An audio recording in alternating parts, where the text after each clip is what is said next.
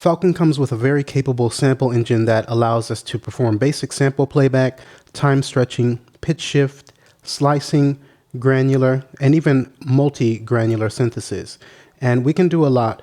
So in this tutorial, we're going to take an in-depth look at the sample slicing oscillator and its features.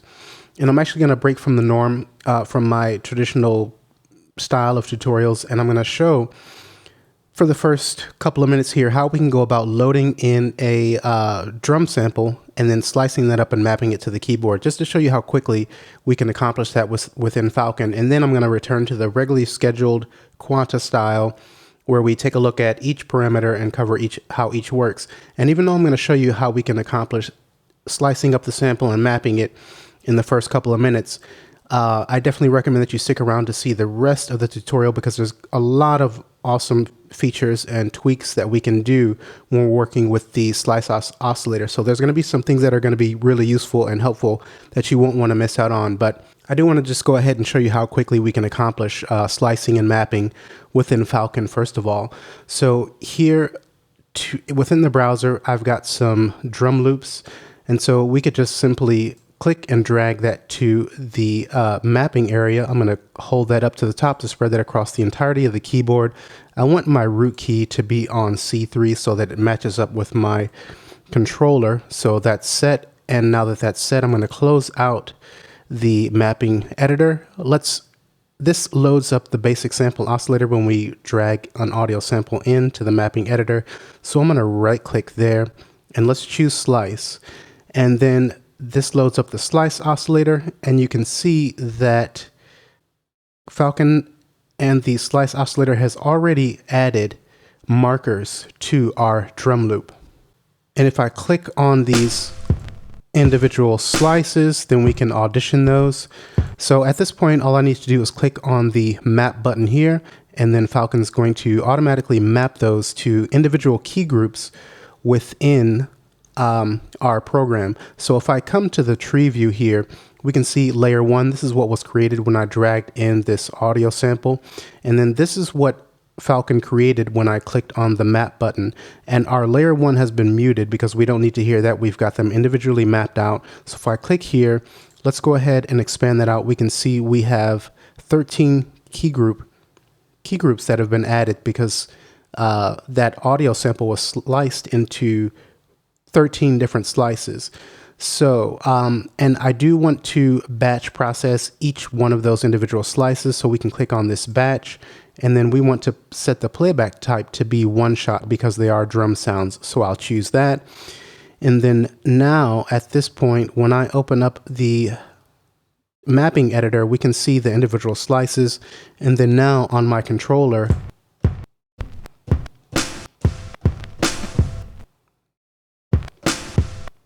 we've got each one of those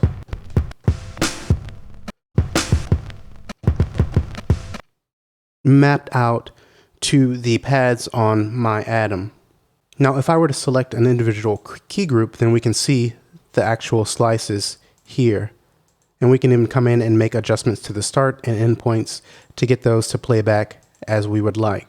So that's as simple as it is to go ahead and map out an audio sample or a drum loop within Falcon. And at this point, we're going to go ahead and start from the beginning. Let's clear out this multi and then take a look at each of the parameters within the slice oscillator and go a little bit deeper into the controls and features that this oscillator has for us. So we have a couple of different ways that we can work with or load our samples. So if I come to the oscillator tab, then we can see under the sample folder, we have the slice oscillator. And so I can click and drag that to the mapping editor, moving to the top, spread that across all of the keys. We can see we have no sample here. So if I come back to the file browser, here I can drag in a sample, and we can just replace by click, hold, and dragging. Okay, but I'm just going to come back up to that first one and put that in. Let's stop the playback. These are playing back because I have Audition turned on. If we don't want that behavior, then we can just click on that speaker icon to turn that off. Okay, and so that's the first way that we can go about accessing the slice oscillator and loading a sample in. let's come back up to the top area and clear this multi out. And let's just take a look at a quicker way. We can drag the particular sample that we'd like to work with in. Let's move to the top and spread that across the keys. This loads up the basic sample oscillator. And at this point, I can right click on the sample tab up above and then choose slice. And this is a quick way that we can go about loading that up. And again, I want the original pitch or the original sample to be on C3. So I'm going to go ahead and double click on the root and just put in C3. I'll press enter to go ahead and accept that. And now that we've got the mapping editor set up as I'd like it, I'm just going to click on this little triangle to collapse that panel. And I'm going to come down to the bottom here and pull that down so we have a bit more real estate. And if this looks a little bit different than what you're seeing, just know that I have closed out some panels up above here. So if this top one here is the program panel, the next one is our layer, and then we have key group. So we don't need to work with these when we're going to be looking specifically at the slice oscillator. So I'm just going to go ahead and hide those out, just in the name of simplicity and more real estate to work with here. Now, recently I put up a tutorial that covered the basic sample oscillator, and in that tutorial I covered all of the controls here in depth in this upper right hand corner, but I'll briefly just mention that this first one here is going to show us information on the sample that we're working with as far as its location within our directory, the bit depth, sample rate, whether it's stereo or mono, the length, the frames, and its size. We can hide that by clicking again. Now these gear icons are going to show us the control panel for the particular oscillator that we're working with. By clicking once, we can toggle that view on and off. We then have a menu for loading and saving presets. So if we've made some adjustments here that we'd like to save for future use with different samples, then we can save that as a preset, and then it's going to be available here in this drop-down menu for presets. We can then use the left and right arrows here to move between the different presets that we may have saved by using this menu here. And also something important to keep in mind that if we make adjustments to the sample, if we do any normalization or reversing of slices, and we're going to take a look at that in a minute, you may want to save the sample as, because if you save those changes, it will alter your original sample that you've loaded in, and you won't be able to undo those changes once you have used the save sample. So save sample as if you're going to be making changes like reversing some of the slices or normalizing, and you want to keep your original file intact. And then at the bottom we have save sample with playback options, save sample as with playback options. And again, those were covered in detail in the basic sample oscillator tutorial. I'll leave a link up above in the right corner if you'd like to check that out. Now, below that area, we have the timeline here. And so we can choose what we'd like to see. If I right click, then we can choose to work in samples, beats, or seconds. And I'm just going to right click and choose beats. I think that's going to be most useful for when you're working with rhythmic material and the slice oscillator. And below the timeline here, we can see the waveform of our audio sample, and you'll notice that Falcon has already added the markers as we've seen at the beginning of the tutorial. And these markers have been added to what Falcon sees as the transients in our audio sample. And we actually have a sensitivity control down below. So if I hover and use my mouse wheel and move to the right, then we're going to add additional markers. If I move to the left, then we're going to remove markers. Now we can also add our own markers manually by coming up above here within this black bar and then double clicking. Then we can add a marker like so. If we'd like to move the markers, then we can just click, hold, and drag left or right. We can also right click on a particular marker and lock that into place. So now when I click, hold, and drag left or right, that's not going to move at all. It's just going to stay in its position. If I right click, I can then unlock, and then we have the option to mute. So in its default state, when we click on a slice, we can audition to hear how that sounds. But if we kind of like to hear what this sounded like before we added the marker, or whether it sounds better without it, then we can right click and then mute that. And then now it's going to basically ignore that marker that we added. If I right click and unmute, then we return to the original behavior. So what else have we got? We've got delete. So I'll just delete that marker out because we don't need that. And an important thing to keep in mind is that the number of markers is going to play a big role in the quality of the transposition of our audio. So right now it looks like all of the major transients within this audio file are represented with markers. So the file that I brought in, this big feat, we can see the BPM is 100. And within the DAW here, I have the tempo set to 120. And so when we're playing back at a faster tempo, it's not going to be as critical to have as many transients, or as many markers rather. But once we drop below the original tempo of the file, that's when it's going to be important to have more of the markers in here. So let's come to the sensitivity knob here, and I'm going to take this down and remove some transients. And then I'm going to take the tempo within our DAW down to, say, 90. Well, actually, let's make that 80. So that's going to be 20 beats per minute slower than the original tempo of 100. And so when I audition this audio sample,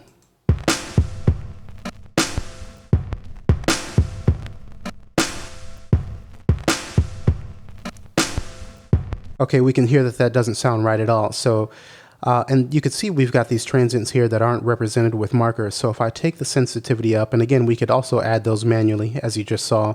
But now that those are represented, if I play this back,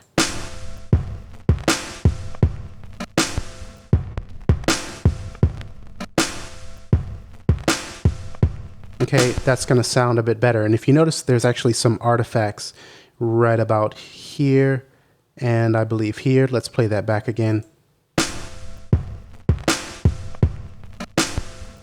Yep, there and there. So if you're experiencing that, we can actually zoom in horizontally by just using the mouse wheel, mouse up, and we can see that this portion of the audio is being processed when it's being stretched. So if I pull this marker to the left to just take that out of there, let's zoom back out. And the other one I believe was happening here. So let's come up to that marker and pull that back a little bit. And now when we play this back, those artifacts should be gone.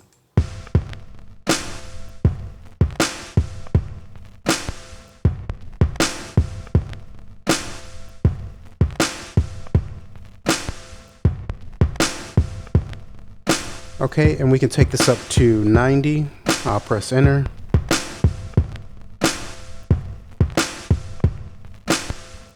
Okay, and we can also use the amount and time to clean things up a little bit. Okay, and that's just going to kind of extend the last portion of our slices out a little bit so that it doesn't sound as jumpy, using the amount and time. When you have auto engaged, then it's supposed to do that automatically, but if it's not sounding as good as you'd like, then I would experiment with the amount and time to get a cleaner sound. And we saw that we can zoom in and out by using the mouse wheel, just hovering. Moving up with the mouse wheel is going to zoom in. When we're zoomed in really far, we can right click and then come to zoom here at the bottom, and then choose to display all to come back out pretty quickly. Now, if I hold shift while using the mouse wheel, then we can zoom in vertically on our waveform. Now, that's not going to adjust the amplitude or change the volume or level of our audio, but just the visual waveform. Now, in the tutorial that I did on the basic sample oscillator, we took a look at some of the processing and effects that we can do to the samples that we bring in. And these are actually available within the slice oscillator as well. And they can be applied to the individual slices that we select. So, for instance, this snare here, and I'm just clicking once to audition that.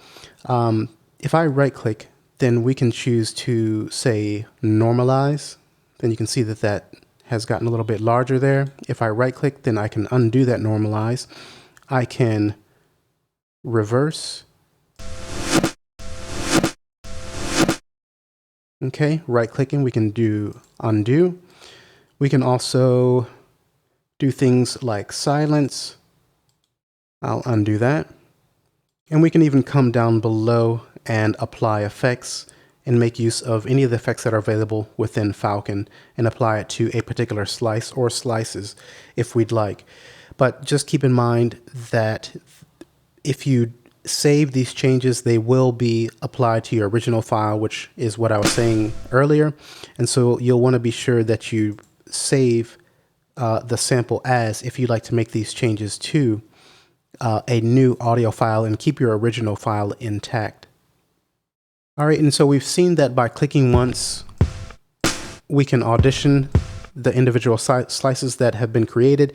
These tie in with the audition down below. So when we click the right and left arrows here, we move through each slice. We then have a playback. This is going to play back the entirety of our audio sample. So if I go ahead and start that back,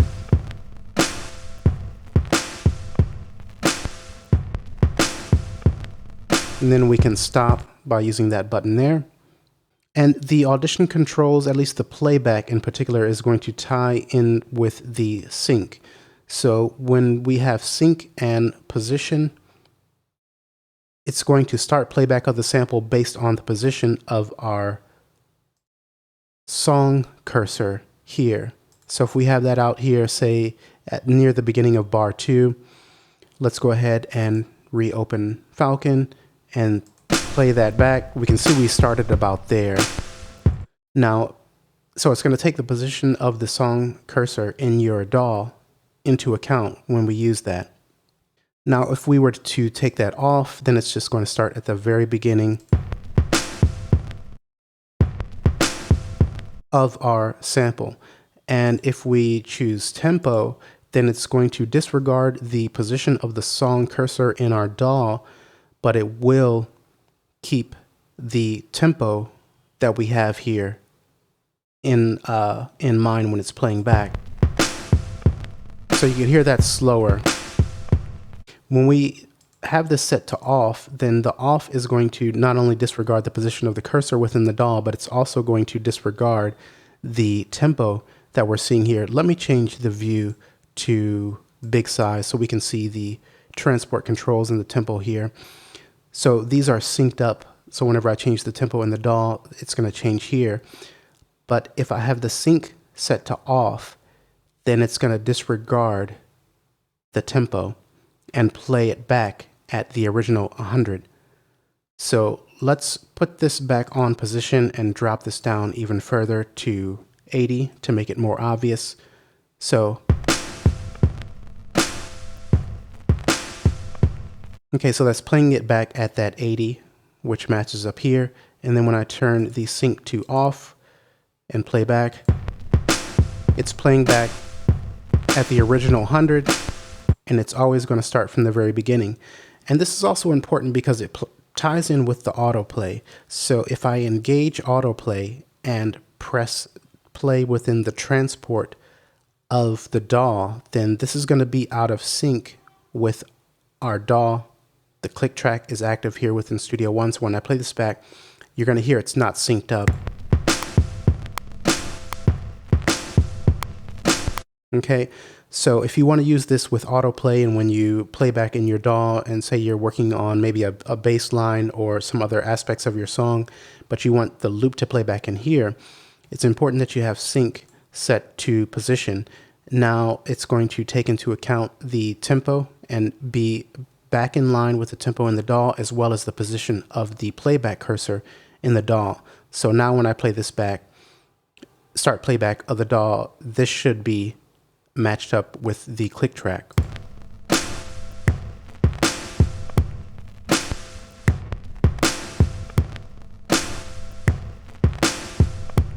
Okay, and we can hear that clearly. Okay, moving on, we have a start position here, and this is going to determine the particular slice that the loop is going to start playback on. And this is going to change depending on the particular loop that you're working with, as well as the number of markers that you have in here. So if I were to move this up to, say, 3 and start playback, then when we have, this is a little bit weird because what we have selected here under sync is not supposed to make a difference according to the manual, but when we have position selected, it seems to, I have random behavior depending on where it starts, but if we're on off, then it should start on the third slice. 1, 2, 3, it should start about here. And that's correct. So you can see the playback cursor is here. If I press play, we're going to start here. Okay, now if I change this to tempo, then again, this behaves as it should and it starts there. Okay, our cursor is here. If I press play, we're going to start there because we're set to, well, actually, let's change this to, say, 5. So it's going to start on slice 5. Okay. So we can see how that behaves, and this is, again, more important when you have autoplay engaged, because when you start playback within the DAW, then we're going to start there. And so that's where it's really important to pay attention to that if you're going to make use of this start function. And so if I take this all the way up, we can see it goes to 12 because we have 12 slices here. If I were to bring in a different sample, let's pull this back down and then move it back up. You can see it says 8 now because we only have 8 slices in this particular sample. But I'm going to bring this original one back in. Let's pull that back, and we can see now we're at 12 again. And then next we have speed, and this is going to control the speed of playback of our loop. So if you are having some timing issues, then this could be something that you can use to help you get everything just so. So if I go ahead and press the space bar to play back in the DAW,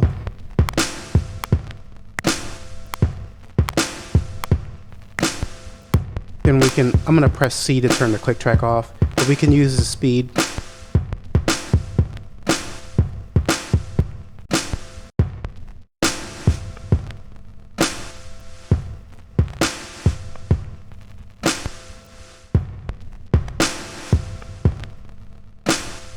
Okay, and when we really take it down this low, just remember the extension that you're going to want to pay attention to this because the amounts are all the way up. If I were to take these down, it's going to sound really choppy. So if you're ever getting that, just remember to take these up. I'll press the space bar to stop. So we can see how that works here. And with all of these controls, we can double click and manually input a value. We can also click, hold, and move these up and down. If we hold shift, then it's going to move this in more. Actually, that doesn't appear to work there. But we can click, hold, and drag. We can also use the mouse wheel. And if we'd like to return to the default position, then we can just hold Alt and click to set that back to the default position. And just know that at the bottom here, we also have some controls for getting the BPM to match up better with our DAW. So if you already know the time signature of your audio samples, your loops, most of us are going to be working in 4/4 time, but you can change this to a different time signature down below. So if I were to change this to 3/4, take note of the BPM here. That is going to change to reflect the change of the time signature that we've made. But I'm going to change that back to 4/4. And Falcon seems to be pretty good at getting these set correctly automatically. But just know that you can make changes here if you're having timing issues. And for bars, then you can double click there and put in the number of bars if you know that information. You can always count that out yourself and then change it here. And then we have beats. If I double click, then we can input a value there as well. But what I've been finding is when I drag a sample in, It's usually pretty accurate here, 99.93. We can see that that is labeled as 100. If I were to drag this untitled loop in, and let's set that there, we can see that it's already set to 140, and we can see in the title there, it's 140. If I drag this other one, working, we can see that that's 108. This is 107.94. Okay, so we have covered all of the controls here in the left area. We then have detection.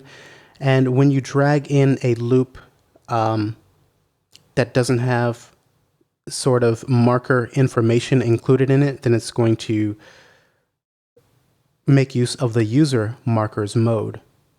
And this is going to allow us to adjust the sensitivity. So taking that up, we add more markers. Moving it back to the left, we remove the markers as we've seen.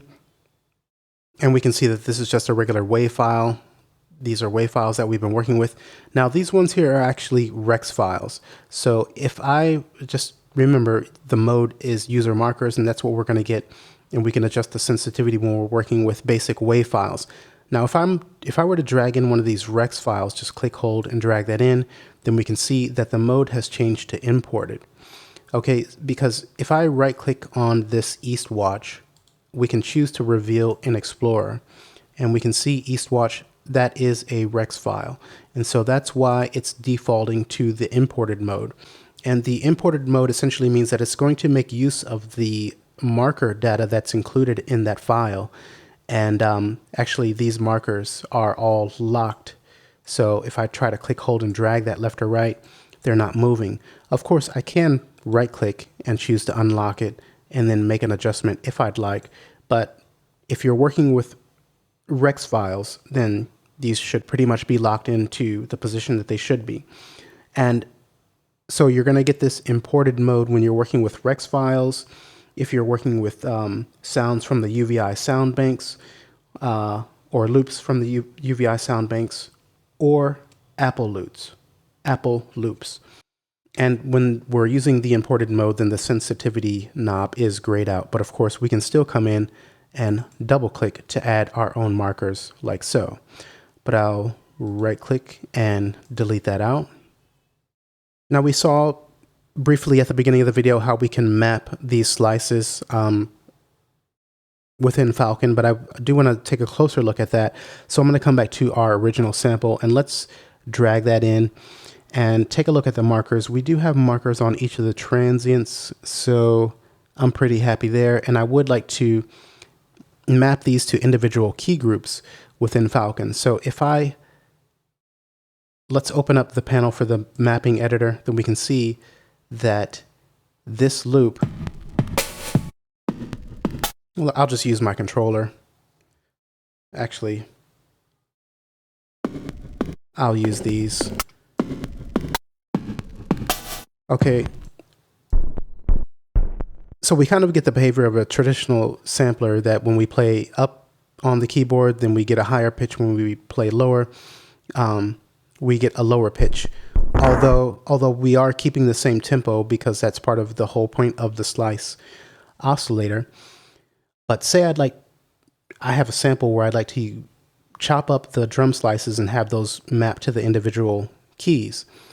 So let's close out the mapping panel. All we need to do is click on the map here.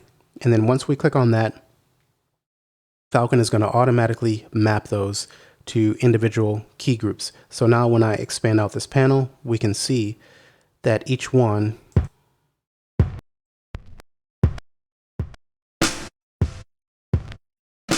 has been mapped to an individual key on the keyboard. So let's expand out our new program and take a closer look. So the layer one is what was initially created when we dragged in our sample. So if I were to expand that out, we can see that audio sample that I brought in. And if I expand that out, then we can see the original view that we've been seeing. And just take note here that this is automatically muted by Falcon, because now that they're mapped to individual key groups, we don't really want to play that back. So we don't need to see that or layer one. The mapped is what was created when we clicked on the map button. So let's expand that out, and we can see that we have 13 key groups that were created. And if I click on mapped, then we can see those 13 key groups represented here in our mapping editor. And since we're working with drum sounds, I do want to have those to be one shot. So while we have mapped selected or highlighted here within the tree view, we have a batch processor. And if I click on that, then I can choose the playback type. So again, since they're drum sounds, I want those to be set as one shot. So I'll click that, and then now these are going to trigger in their entirety.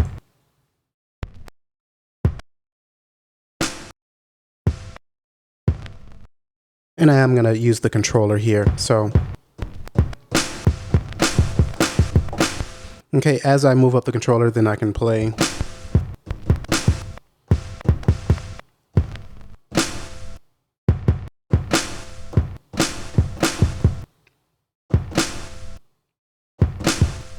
Okay, so and the kind of the quality of playback that you're going to get with the samples that you slice up are going to be dependent on the particular loop that you're working with. So let's actually, well, before we move on, I just also want to show that if we select a particular key group, then we're going to see that sound. And so if we're not happy with how it's playing back, so we can see that we have the start and end marker. So I can come to the end marker and move that out. Okay. Now I'm triggering the next one up, and we also have this MIDI select button. So when I make that active by clicking once, whenever I press a pad on my controller, we then move to the next sample, the next key group. So I'll trigger the next one. So then we can easily trigger these and then come in and make adjustments to the start and end positions if we're not happy with how the sample is being triggered or the length of its playback. So if I come back to the first one on C3, that's much better than the original position that it was at. I think it was about here. I mean, that'll work. I mean, that's fine, but if we pull that out, we just may want to include more of that sound. Okay, but if we don't have this MIDI select active, then we can just come and select any of the individual key groups here within our tree view, and then make any adjustments that we'd like. Now I think we're just about wrapping up here. Let's clear out the multi again and come back to our original loop.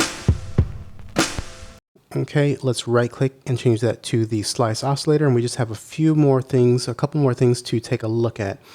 Now we have this drop down menu here where we can choose the playback speed of our sample. So let's turn the autoplay on. What is our tempo? 120. The original file here is 100. Let's go ahead and play back. I'm going to press the spacebar to start playback within the DAW.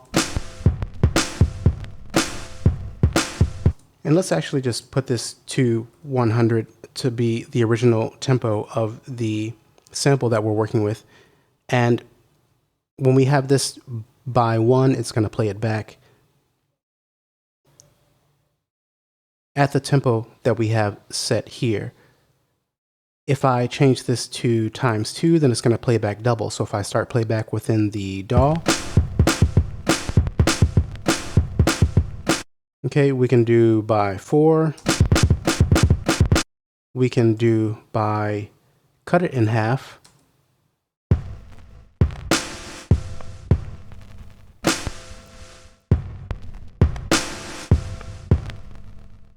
And actually, while we're looking at that, let's take a look at the envelope here because I didn't cover that. So we can activate the envelope, and this is going to give you an envelope for each individual. Let's close out the mapping editor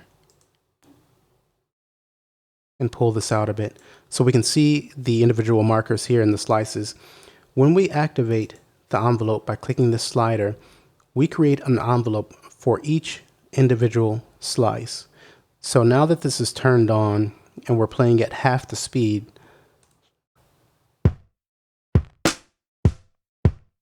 Let's take a listen to what this is going to do. If we take the decay up,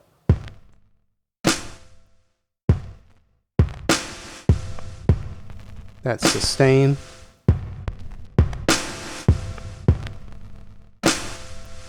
Okay, now the attack's going to create a really interesting effect because it's going to take the transient away.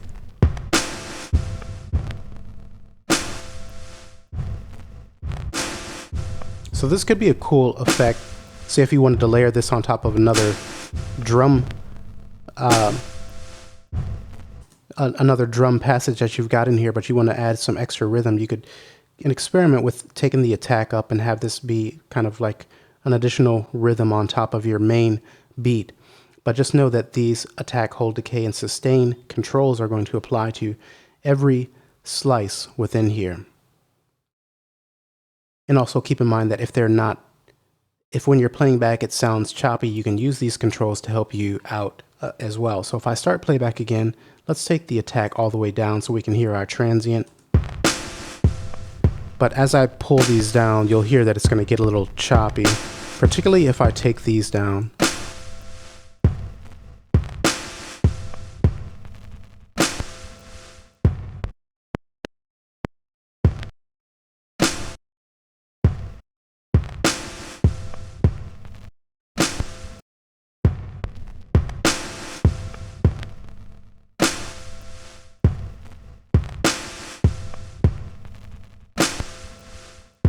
Okay, so these are just some extra controls that you can use to help you achieve the quality that you're looking for within your time stretching of your beats and rhythmic material. Okay, now rounding out, we have a few controls down at the bottom. And actually, we're going to have to backtrack a little bit because one of these does change when we use the mapping editor. So here we've got our loop with our slices. If I map this as we've already seen, let's go ahead and do that. Expand out the program. We can see that the first layer is muted. As we've seen before, I'll come to the mapping. We've got 13 key groups created for the 13 slices. Let's select the mapped, come again to the batch, and set the playback as one shot. Once we hit that map button, let's come back to our layer. This here. This changes to MIDI. And when that goes to MIDI, what we can do is click, hold, and drag this to our DAW. And then it's going to create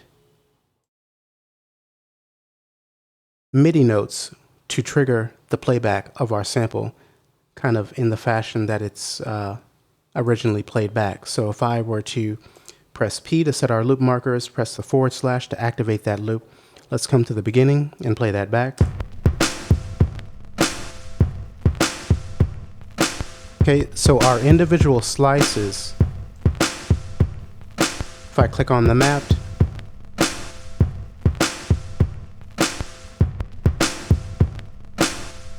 and let's open up our editor, we can see that these are being played back in a sequence. So if I stop playback, just know that you can come in here and then you can adjust the positions of these to create different patterns with the slices that you've created by hitting that mapping button. So just a cool tool that you can use to create different variations from drum samples that you bring in. Again, so there's a lot of flexibility when working with the slice oscillator in Falcon. But I'm going to delete that out. Let's turn that loop off and come back to Falcon.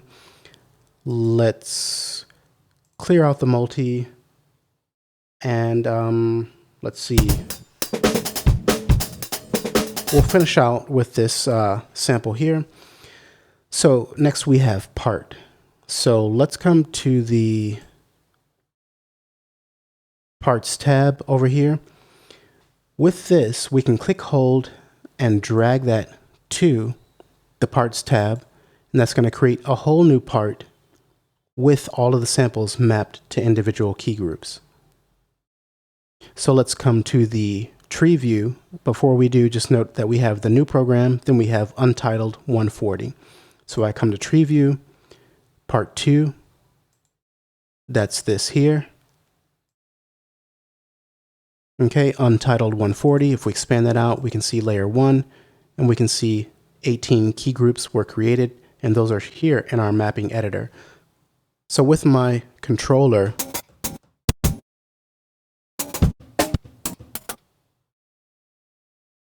if I select that, I'm actually not seeing the playback here, but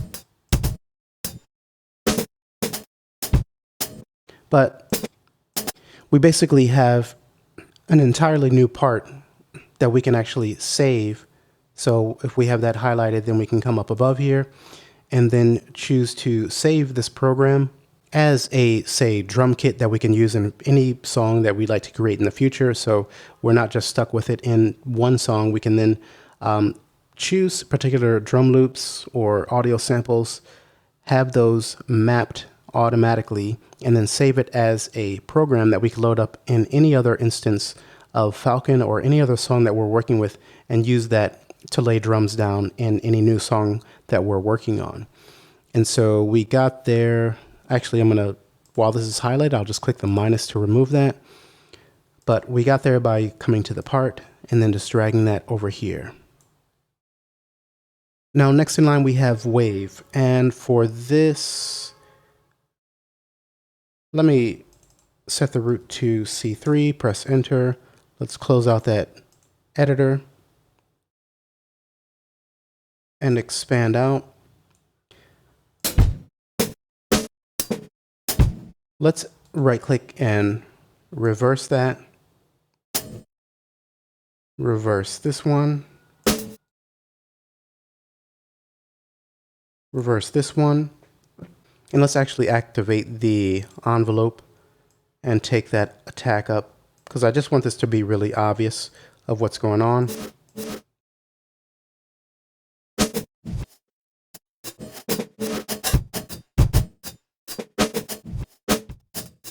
Okay, so this sounds really strange, but I just wanted to make this sound strange so that it's obvious that if we click on the wave and drag that into our DAW, then that's going to create an audio file that saves all of the changes that we've made here. So now when I close this out, and let's mute that Falcon. Let's put that here in our loop area and activate our loop with the /. So now when I play this back,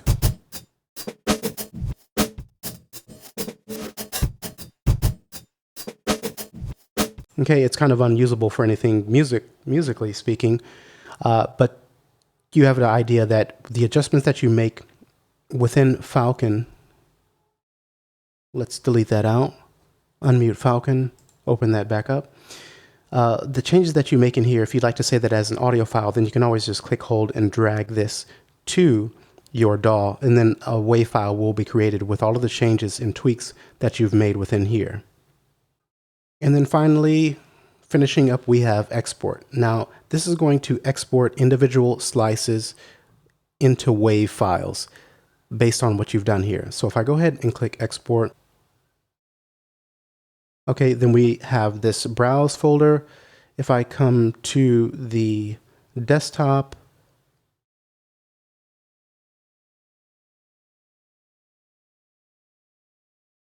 then down at the bottom we have tut samples. I'll put this in here. Let's come to the one shots folder and I'll choose OK.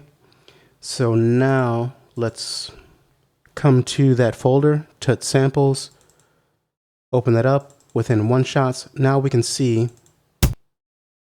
we now have all of those slices as WAV files.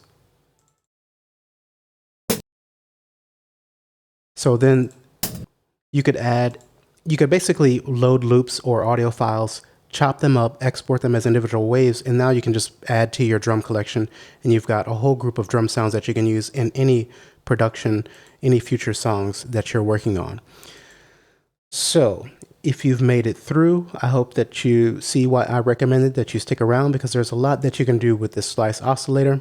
And we're just going to keep on in future tutorials going through the rest of the oscillators here. So if I come over to the oscillator tab, we have granular, multi-granular, scrub, stretch. We've already covered the basic sample. We just finished slice. We've got stretch. So in future tutorials, we're going to start covering these as well as the effects and go more into detail on working in the edit window, as well as all of the other parameters and tools that are available within Falcon. All right, thanks for watching. And if you're finding the tutorials helpful, there's a couple ways you can support the channel in the description area. So feel free to check that out. And otherwise, I will see you in the next tutorial.